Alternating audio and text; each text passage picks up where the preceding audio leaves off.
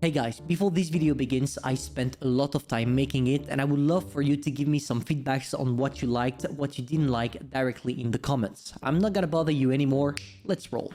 3rd of April, 2016. Mossack Fonseca, a Panamanian law firm, just got cyber attacked, leading to the leak of more than 11.5 million of financial documents. Among those, records of transactions, names of shareholders, and most importantly, records of society activities. After an extensive research by the journalist, what was first seen as a disastrous act turned out to be one of the biggest tax fraud the world had never seen. This scandal was known as the Panama Papers. After such a massive discovery and undeniable proofs that billionaires were involved, you would probably expect all of them to be put behind the bars. And you know what happened?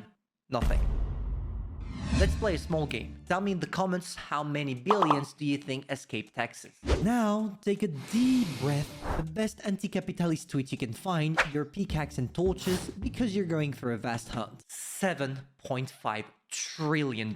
This is the estimated amount of money that escapes taxes every single year. It's the equivalent of 8% of the total world financial wealth. To put that in perspective, it's 15 times the price of the most expensive human project ever built, the interstate highway system from the US, or 5,000 times the construction price of the Burj Khalifa, the tallest building in the world. It's so big that it would be enough to feed every single US citizen for the upcoming 278 years to come. And you're probably wondering how such a big amount of money managed to escape taxes. Well, it's actually quite simple, because we're not talking about money, but rather about assets. Assets are something digital, informatic data that can be moved on in just a few clicks. Back in the good old days, tax invaders only had one choice: bury their money and pray for no one to discover it. But nowadays, it only takes a few clicks to send your money from one country to another. I told you at the beginning of this video that nothing happened. And well, it's not entirely true. We did see some investigations, 159 in total. But at the same time, the authority only managed to recover $1.36 billion,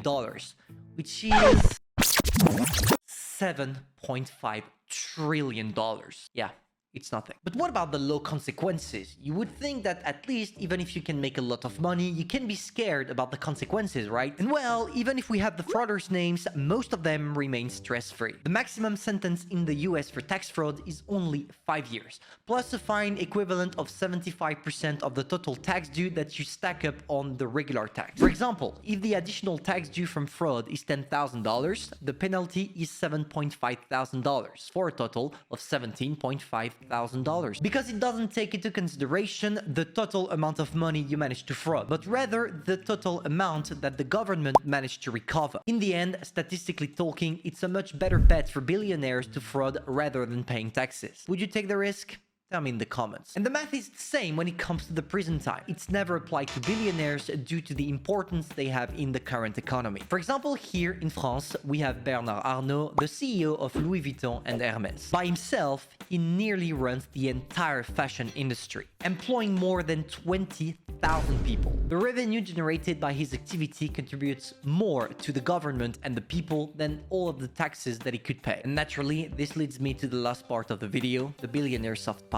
The soft power is a persuasive approach to relations, typically involving the use of economic or cultural influence. And it's also the best billionaire's weapon. Most scandals are relying on medias to emerge. If the Panama Papers didn't go viral, we wouldn't know about it. But even if the medias are here to deliver an objective information, do not forget who controls them. You get it? Billionaires. When a case related to a billionaire drops out, you have two possibilities. Either the medias will not talk about it, or they will drastically reduce the impact it has. By the way, if you know any big media that is not controlled by a billionaire, tell me the name in the comments so I'll get my news right. The second factor is that money can buy everything, even silence. The closest example I would have is the Epstein case, revealing the existence of a powerful pedophilia ring among billionaires. Epstein made a deal with justice. He will get a reduced sentence in exchange for the names of billionaires involved in this pedophilia ring. And well, what a surprise, he hanged himself at the very same time the camera decided to crash, at the same time that the guards decided to take a smoke break. How unlucky!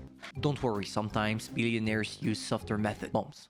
literal bombs. In definitive, it's a David versus Goliath game. Billionaires own so much that it's really difficult to punish them. On top of that, as previously mentioned, they own literally everything. But there are still good plans to punish them severely if we follow studies. Remember guys, even if 1% of the richest owns 50% of the total world's wealth, 100% of them must obey the law. What about you? Do you know how to punish billionaires? If you do, feel free to tell me in the comments, and personally, I'm gonna see you soon for a new video involving probably OnlyFans to do a little bit of a spoil. And on top of that, don't forget boys, do not worry, do not forget, we are getting on Twitch pretty soon.